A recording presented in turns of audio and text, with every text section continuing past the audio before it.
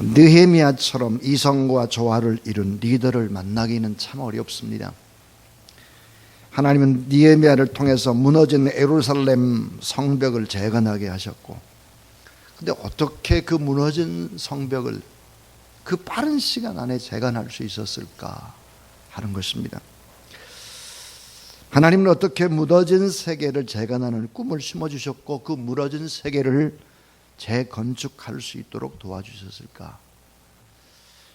무너진 현실을 꿈으로 재건하고 이스라엘은 공동체를 다시 회복하는 하나님의 그 놀라운 기적의 이야기가 느헤미야서입니다. 자, 무너진 이 현실을 어떻게 새롭게 할 수 있을까? 그 핵심이 뭘까? 그 핵심은 바로 믿음의 사람이었습니다. 사람. 조금 전에 우리는 동영상을 봤습니다. 믿음의 한 사람 때문에 얼마나 많은 세계에서 오는 위대한 과학자들이 예수 그리스도를 믿게 되는가 하는 것이죠. 사람, 느헤미야와 같은 사람이 있으면 문제는 해결될 수 있다라고 하는 것이죠. 오늘 저는 설교를 준비하면서 그런 생각이 들었습니다. 정말 문재인 대통령이 느헤미야와 같은 리더십을 가지면 얼마나 좋을까. 우리 국회의원들이 오늘 느헤미야와 같은 이런 정신, 이런 마음, 이렇게 하나님을 경외하면 얼마나 좋을까. 동시에 우리 목회자들이 그러면 얼마나 좋을까. 오늘 오직 성령 교구에서 맡아서 지금 이제 일들을 주관하고 있는데, 새벽 기도를 오직 성령 교구의 사람들이 이러면 얼마나 좋을까. 오늘 새벽에 이 예배에 참여한 여러분이 느헤미야와 같은 사람이라면 그 사람이 있는 그 자리에는 놀라운 기적의 역사가 일어날 수 있다는 사실을 믿으시기 바랍니다. 느헤미야는 어둠의 역사를 새벽의 역사로 바꾼 위대한 지도자입니다. 그는 신구약 성경을 총망라한 최고의 영적 지도자죠. 예수 그리스도를 참 많이 닮은 지도자입니다. 그는 민족 존망의 위기, 역사가 암울할 그때, 희망이 보이지 않을 때 영적 부흥과 성벽 재건 운동을 일으키면서 민족의 밤을 새벽으로 바꾼 그런 지도자입니다. 오늘 여러분이 그런 지도자가 되길 바라고, 또 이런 지도자들이 세워지는 그런 기적의 역사를 꿈꾸면서 이제 느헤미야서를 시작하려고 합니다. 하나님은 선택한 백성들에게 말씀을 하십니다. 하나님의 말씀을 잘 듣고 그 말씀 앞에 단순하게 순종하면 복을 받고 뛰어나게 높여주신다라고 말씀했습니다. 그런데 만약에 그렇게 하지 않고 우상을 숭배하면 어떻게 될까? 저주를 받고 다 흩어지게 되고 고난을 받게 될 것이다. 신명기 28장에 그렇게 말씀을 하셨습니다. 그런데 솔로몬 왕 때부터 참으로 지혜 있고 똑똑한 지도자였던 솔로몬이 타락의 길을 걸어가고 우상 숭배를 하게 됩니다. 그때 나라가 이제 갈라져서 북왕국은 이스라엘의 12지파 가운데 10지파, 그래서 아수리의 포로가 돼서 722년에 다 끌려가게 되고, 남왕국 유다지파 2지파, 유다와 베냐민 지파는 586년에 바벨론의 포로로 또 잡혀가게 됩니다. 자, 북왕국은 아수르에 동화되어서 거의 다 선택받은 하나님의 백성들 그 자치가 찾아볼 길이 없어졌습니다. 세상화되고 만 거죠. 하나님을 믿는 사람들이. 남왕국은 바벨론의 포로였는데 그래도 믿음으로 살려고 발버둥 치는 사람들이 곳곳에 숨어 있었습니다. 바벨론이 페르시아, 그러니까 바사에게 정복을 당해서 BC 445년경에 남왕국은 페르시아의 속국이요 포로가 되어버리는 것이죠. 바로 이때 하나님의 사람 느헤미야가 페르시아에서 고국 이스라엘의 소식, 꿈에도 그리던 성전이 있는 예루살렘의 소식을 듣게 되는 것이 느헤미야서의 시작입니다. 느헤미야 1장 1절은 이러합니다. 하가라의 아들 느헤미야의 말이라. 아닥사스다 왕 제20년 그스르월에 따라하세요. 내가 수산궁에 있더니. 자, 역사의 새벽을 꿈꾸던 사람 느헤미야, 그는 누구였을까? 누가 민족의 밤을 새벽으로 바꿀 수 있겠나? 어둠의 역사를 빛의 역사로 그렇게 변화시킬 수 있겠나? 그것은 사람이라 그랬습니다. 진정한 지도자. 느헤미야는 어떤 사람이었을까? 느헤미야에 관한 이야기를 5가지를 드릴 텐데, 이 5가지를 꼭 기도 제목으로 삼고 여러분이 느헤미야 같은 사람이 돼야 되겠다, 우리의 대통령이 이런 사람이 돼야 되겠다, 그런 바람으로 오늘 느헤미야, 그는 어떤 지도자였나 하는 얘기를 하려고 합니다. 첫 번째는 따라하세요. 이방인들에게도 인정받는 신실한 사람. 자, 이방인들에게도 인정받는 신실한 사람, 다시 말하면 하나님을 믿지 않는 사람들로부터 인정받는 신실한 사람이었다 그랬습니다. 느헤미야 1장 11절에 그때에 내가 왕의 술관원이 되었느니라 그랬습니다. 자, 느헤미야, 그는 누구였나? 이방 나라에 끌려온 포로였지만 그는 페르시아의 왕궁에 있었습니다. 왕궁에 어떤 위치에 있었을까? 가장 좋은 궁전 왕궁에서 생활하고 있는 느헤미야, 술관원이라는 이 위치는 어떤 위치일까? 그것은 임금의 수라상에 올라오는 모든 음식을 먼저 먹어보고 술도 먼저 마셔보는 사람이죠. 그러니까 왕의 모든 것을 다 책임지는 위치, 생명을 책임지고 국정을 논할 수 있는 자입니다. 그러니까 임금이 어찌 보면 아내보다 더 믿을 수 있는 사람입니다. 술관원이라고 하는 것은 비서실장이죠. 임금의 제2인자에 해당하는 위치입니다. 자, 우리가 깊이 생각해 봐야 될 것이 있습니다. 포로로 끌려왔어요. 배경이 별로 없습니다. 특별한 끈도 없는 느헤미야가 어떻게 왕 곁에 왕의 제2인자가 될 수 있었을까 하는 것입니다. 수산궁에 있어요. 이게 어떻게 가능할까?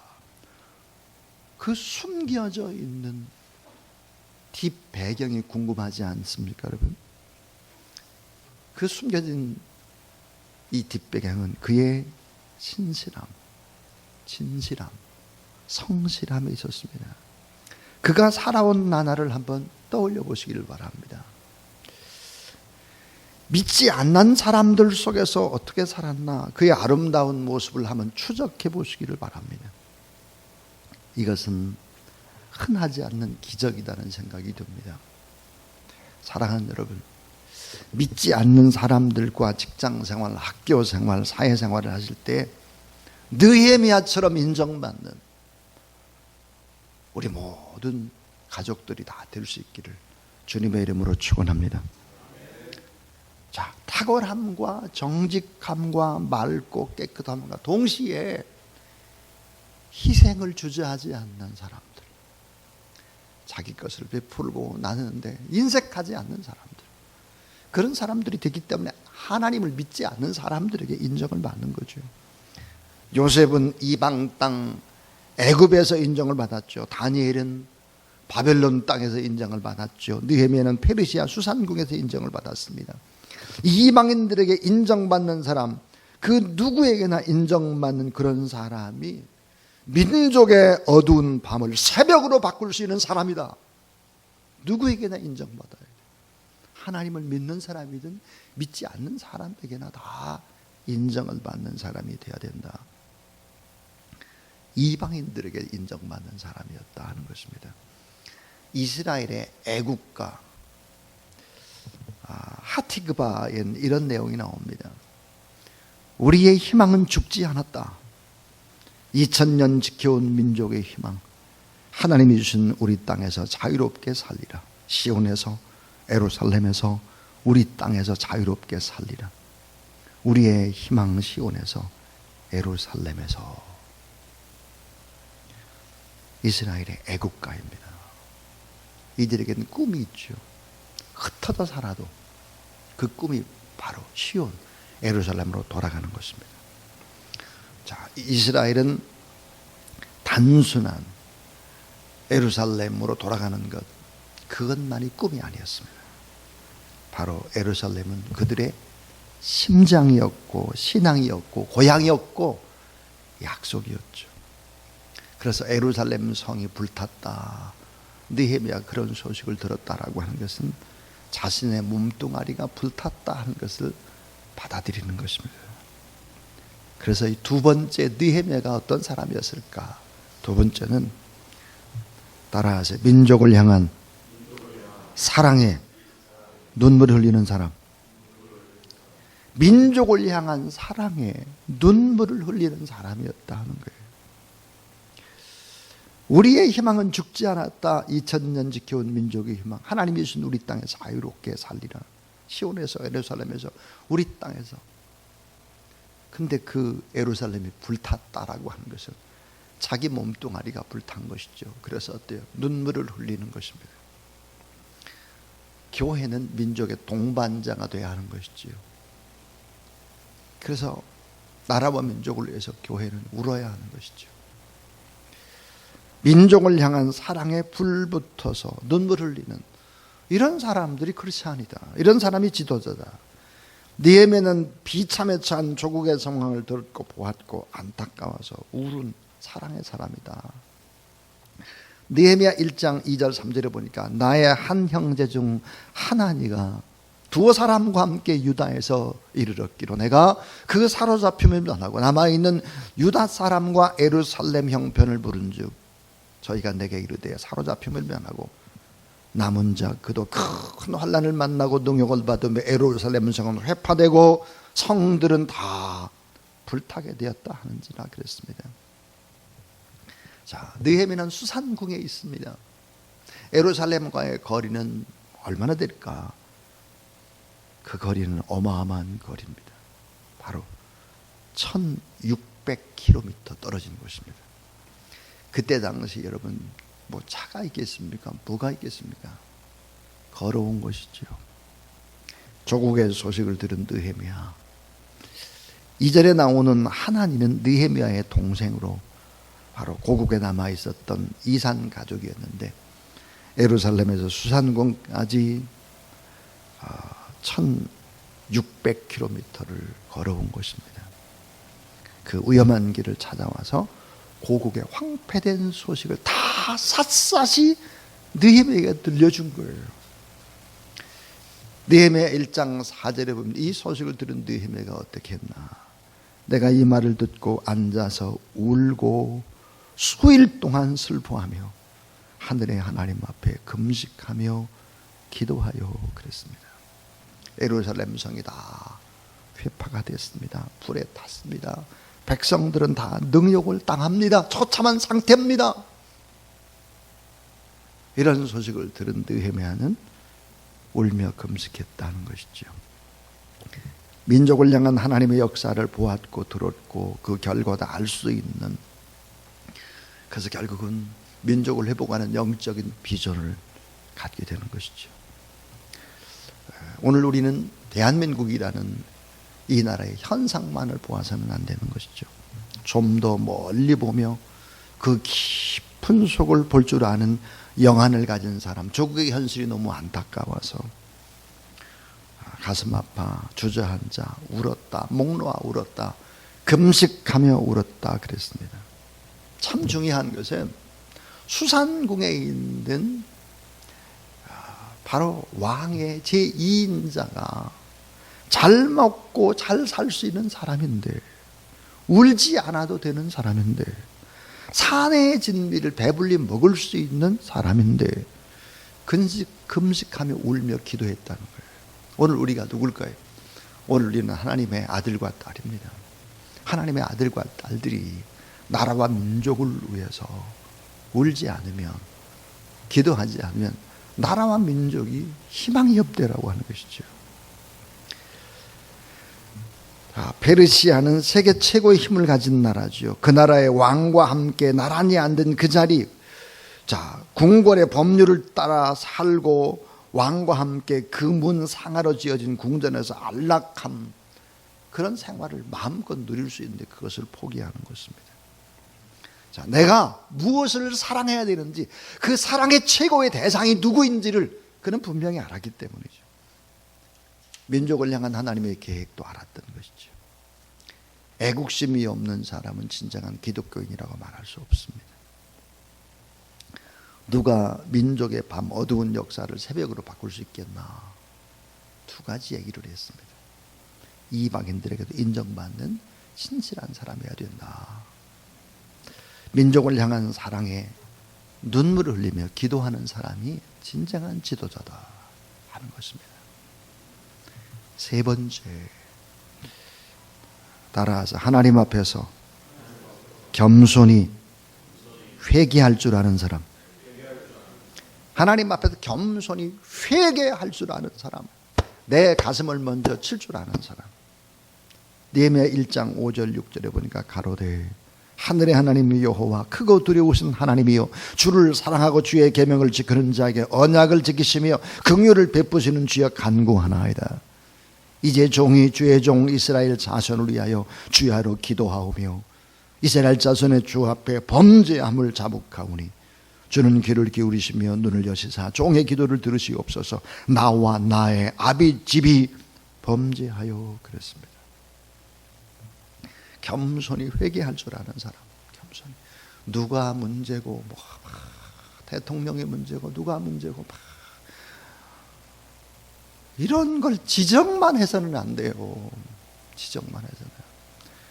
제가 제일 마음이 아픈 것은 누구나 다 지적만 한다는 거예요. 누구나 다. 울며 금식하며 기도하지 않고 이 문제를 내가 어떻게 해야 될 것인가 라고 하는 나는 빼놓고 전부 지적만 하는 거죠. 그렇게 해서는 결코 되지 않는 것이죠.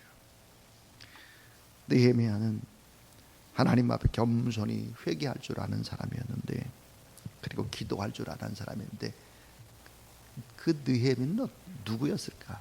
기도의 대상인 하나님이 어떤 분인지를 정확히 알고 있습니다. 우리가 믿는 하나님, 기도의 대상이신 그 하나님은 과연 어떤 분일까? 오늘 본문에 보니까 하나님 앞에 겸손히 회개할 수밖에 없었던 이유, 그런 하나님이 누구인지를 알기 때문입니다. 크고 두려우신 하나님. 따라하세요. 크고 두려우신 하나님. 시시하고 초라한 하나님이 아니에요. 적당히 믿다가 돌아서도 되는 그런 하나님이 아니라 크고 위대하신 하나님으로 믿는다라고 하면 우리가 하나님 앞에 기도할 수밖에 없는 거죠. 크고 두려우신 하나님. 신명기 3장 24절에 주 여호와의 주께서 주의 크심과 주의 권능을 주의 종에게 나타나시기를 시작하셨사오니 천지간에 무슨 신이 능히 주의 행하신 일에 곧 주의 큰 능력을 행하신 일같이 행할 수 있으리까 그랬습니다. 하나님 앞에 떨 수 있는 사람, 하나님을 경외하고 하나님을 두려워하는 사람, 그 사람이 바로 크리스찬입니다. 또 하나, 느헤미야는 기도할 수밖에 없었던 이유, 그것이 뭘까? 크고 두려우신 하나님뿐만 아니라 언약을 지키시는 하나님이었습니다. 한 번 약속하신 것은 틀림없이 지키시는 하나님, 시건치 않으시는 하나님, 실수가 없으신 신실한 하나님이었다. 그러니까 언약을 지키시는 하나님이었기 때문에 그 하나님 앞에 기도할 수 있었다. 또 하나, 그 하나님은 어떤 하나님이었을까? 여러분 따라하세요. 긍휼이 풍성하신 하나님. 자, 여러분, 크고 두려운 하나님이시지만, 전능하신 분이시지만, 나의 작은 아픔과 자의 작은 시름에도 우리가 돌아올 때 받아주시고 넉넉히 법대로 우리의 행위대로 하지 않고 긍휼이 풍성하신 하나님이었다 하는 것입니다. 그래서 겸손히 자기 자신과 자기의 가정과 민족이 지은 죄를 겸손히 회개할 수 있었다 하는 것이죠. 민족의 재앙만 고백하지 않았습니다. 모세의 율법을 어긴 조상들의 죄를 회개하고 자신의 죄, 스스로의 죄악, 자기 집안의 죄악임을 고백하고 살아계신 하나님 앞에 그렇게 간절히 회개했다라고 하는 것이죠. 민족의 죄악이 나 자신과 무관하지 않다 하는 것이죠. 지금 나의 삶과 비교해 보면 게으르고 나태하고 이기적이고 아직도 나만 생각하는 이런 나와 무관하지 않다 하는 것입니다. 성경은 이런 얘기를 하죠. 남의 눈에 티끌을 보기 전에 나의 눈에 들보를 보아야 하리라 그랬습니다. 애통하는 마음을 품는 것이 너무 중요합니다. 주님, 저를 용서해 주세요. 저의 허물을 긍휼히 여겨주세요. 이런 기도가 위대한 기도죠. 이것이 바로 예루살렘 성벽을 다시 건축하는 회복의 씨앗과 같은 기도입니다. 여러분 따라하세요. 주여 나의 죄를 용서해 주세요. 예. 나의 죄. 이것이 바로 예루살렘 성벽 건축의 씨앗이었다 하는 것입니다. 누가 민족의 어둠의 역사를 새벽으로 바꿀 수 있을까? 네 번째는 따라하세요. 약속의 말씀을 붙잡는 사람입니다. 오늘 제일 중요한 것이 바로 약속의 말씀을 붙잡는 사람입니다. 느헤미야 1장 8절 9절에 보니까 옛적에 주께서, 자 옛적입니다. 옛적에 주께서 주의 종 모세에게 명하여 가라사대 만일 너희가 범죄하면 내가 너희를 열국 중에 흩을 것이요 만일 내게로 돌아와서 내 계명을 지켜 행하면 쫓긴 자가 하늘 끝에 있을지라도 내가 거기서부터 모아 내 이름을 두려고 택한 곳에 돌아오게 하리라 하신 말씀을 이제 청컨대 기억하옵소서 그랬습니다. 핵심의 단어 기억하옵소서, 말씀을 기억하옵소서 그랬어요. 삶의 위기가 닥쳤을 때 하나님의 말씀을 붙잡으면 길이 열리게 된다는 사실을 믿으시기 바랍니다. 느헤미야 1장 8절 9절의 이 말씀은 신명기 30장 1절 4절의 말씀입니다. 그러니까 이 신명기 30장 1절부터 4절의 말씀은 이러합니다. 내가 내게 진술한 모든 복과 저주가 내게 임함으로 내가 내 하나님 여호와께 쫓겨난 모든 나라 가운데 이 일이 마음에 기억나거든 너와 내 자손이 내 하나님 여호와께로 돌아와 내가 오늘날 내게 명한 것을 온전히 따라서 자, 마음을 다하고 성품을 다하여 여호와의 말씀을 순종하면 그러면 어떻게 되겠나? 흩어진 백성 중에 너를 모아주실 것이다 그랬어요. 그래서 모아주고 너희를 아름답게 이끌어갈 것이다 라고 하는 이 말씀을 기억한 것입니다. 여기서 우리는 신명기서가 쓰여진 것은 주전 1400년경이고 느헤미야는 바로 주전 445년경이기 때문에 결국은 한 1000년 전의 약속입니다. 1000년의 약속. 이 1000년의 그 약속의 말씀을 붙잡고 기도하는 거예요. 1000년의 약속. 이게 위대한 것입니다. 하나님의 말씀은 1000년이든 2000년이든 변함없는 하나님의 말씀이라는 사실을 믿으시기 바랍니다. 그 말씀을 붙잡고 기도하는 거예요. 느헤미야가 1000년 전에 약속을 하셨는데 그 말씀을 이루어 주시옵소서 하는 거예요. 여러분 야곱도 말씀을 붙잡고 약벽 강본에서 밤을 보냈고 아브라함도 말씀을 붙들었고 자기 자식을 바칠 수 있었고 힘들고 어려울 때를 만나도 변함없이 말씀을 붙잡고 나갔다는 것이지요. 오늘도 여러분 말씀을 붙잡고 기도하면 놀라운 변화가 일어날 수 있다는 사실을 믿으시기 바랍니다.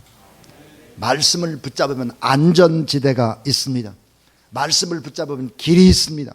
말씀을 붙잡으면 회복과 기적이 일어납니다. 말씀을 붙잡으면 방법이 있고 대안이 있다. 대안. 그게 성경입니다.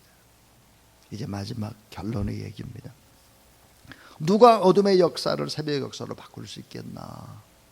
그것은 바로 하나님의 은혜에 호소할 수 있는 사람입니다. 하나님의 은혜에 호소할 수 있는 사람. 느헤미야 1장 11절 주여 구하오니 귀를 기울이사 종의 기도와 주의 이름을 경외하기를 기뻐하는 종들의 기도를 들으시고 오늘날 종으로 형통하게 하여 이 사람 앞에서 은혜를 입게 하옵소서 하였더니 그때 내가 왕의 술관원이 되었느니라 그랬습니다. 중요한 단어 느헤미야 1장 11절에 중요한 단어가 형통이라는 단어와 은혜라는 단어입니다. 형통과 은혜. 출애굽할 수 있었던 것도 하나님의 은혜, 홍해를 걷는 것 하나님의 은혜, 광야 생활하는 것 하나님의 은혜, 요단강을 걷는 것 하나님의 은혜, 여기까지 온 것 다 하나님의 은혜. 그래서 이 느헤미야의 탁월함은 뭘까요? 하나님의 공의에 호소하지 않고 하나님의 은혜에 호소하고 있습니다. 하나님의 은혜에 호소하는 사람이 바로 크리스찬인 것이죠. 이제 저는 설교를 마칩니다. 5가지 얘기를 했습니다. 이 5가지를 가지고 이런 사람이 지도자가 돼야 하는 것이고, 이런 사람이 문재인 대통령이 되고 국회의원이 되고, 이런 사람이 목회자가 되고 장로님이 되고 성도들이 돼야 민족의 어두움을 새벽으로 바꿀 수 있다라고 하는 것입니다. 사랑하는 여러분, 하나님의 은혜를 입어야 형통케 되고 부욕케 되고 또 풍성하게 되는 것이죠. 그래서 이 5가지를 다시 정리하면 이랬습니다. 이방인에게도 인정받는 신실한 사람이 되자 하는 것이고, 민족을 향한 하나님의 사랑에 눈물을 흘릴 줄 아는 그런 내가 되자. 하나님 앞에 겸손히 내 가슴을 칠 줄 아는 회개하는 사람이 되자. 하나님의 약속의 말씀을 꼭 붙잡자. 진리의 말씀을 붙잡고 나가자. 하나님의 은혜에 호소할 때 결국 놀라운 기적이 일어날 수밖에 없다 하는 것입니다. 자, 느헤미야는 하나님 앞에 기도하고 왕에게 나가서 자기 고향 예루살렘 성을 건축하는데 도와달라고 청하게 되고 결국은 무너진 성벽을 건축하게 됩니다. 그리고 위대한 역사를 만들었습니다. 오늘 우리도 이렇게 큰 위대한 하나님의 역사를 만들어내는 저와 여러분 우리 모두 다 될 수 있기를 주님의 이름으로 축원합니다.